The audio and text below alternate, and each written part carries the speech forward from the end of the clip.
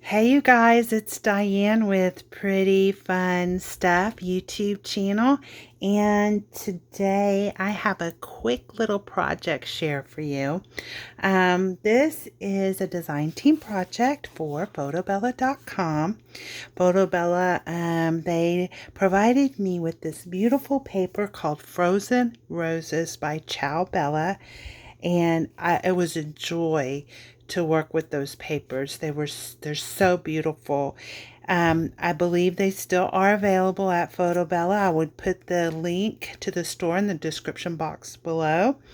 And let me show you the little 6x6. That's all I have left as far as the cover. I cut up the other two covers with the 12x12s that I got.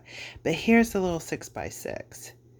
So that's a little sampling of, I love this little mongoose here.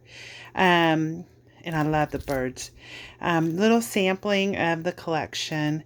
I did have some scraps left so I could make a few more cards. I made a mini album with this, and I made some Christmas cards. I have a couple of the rice papers still. This I'll probably do some cards in the future, and this I'd like to find a canvas that I can fit and maybe do a canvas art. And then I have some of the clocks left and just a variety of scraps that are left. So that's a little taste of the collection. And I do believe it still is available at photobella.com if you'd like to check that out. Now, to my project.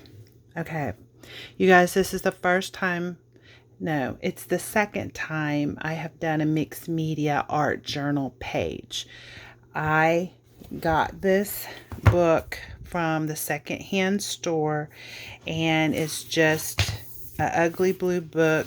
And I'm gluing the pages together. So you take a few pages and you glue them together, and it makes it thick. And you prime it. You put washi tape in here. You prime it with gesso.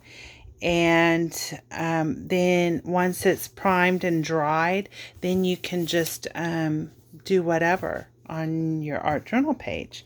So I'll show you my first page that I ever did. And it was just with, I don't know what, I think it was a DCW paper, but here it is. So here's my first art journal page I ever did. So you can see here where I put the molding paste in between a stencil. Like I have different stencils, so I put this molding paste on there, and when it dries it makes it three-dimensional. See that? So that's what I did on here. These are Tim Holtz butterflies. I did a little bit of stamping on there, you know, just playing around. It was my first one, and so I think it came out pretty.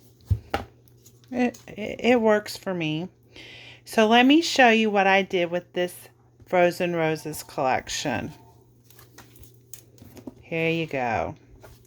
So I'm going to bring it up toward the camera. So I did add some lace because I felt like it needed something. Let me juggle here just a little bit. Okay, so this is from the 6x6 paper. These are rice papers. So yeah, so I primed the paper, of course, at first, and then I stenciled it. I kind of placed my rice papers down where I fussy cut them out, and I kind of placed them where I thought I wanted them. And then I took a stencil by Tim Holtz, and I used my molding paste, and I just stenciled the little roses on the page. And as I was going along, I felt like they needed some color, so I added some watercolor. That's what that is. I just added a little bit of watercolor, took a paper towel and blotted it dry. Added some more color, blotted it dry. So that's how I created that. And one thing I learned about this process is not only should you put washi tape in the center to help, because when you're putting different mediums on, you don't want the mediums to seep down into the other pages. So you should put washi tape down in the seam and then prime it with like gesso.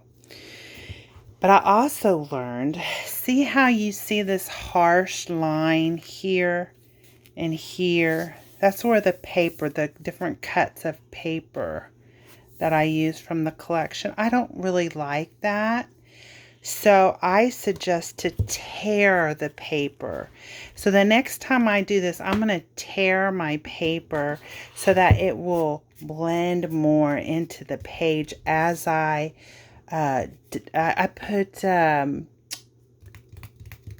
used Mod Podge glue to glue the papers down, the rice paper.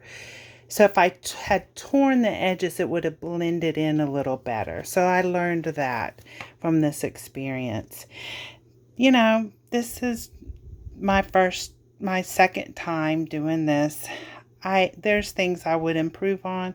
I did add some glitter. I don't know if you can see that. The camera probably doesn't pick it up a lot.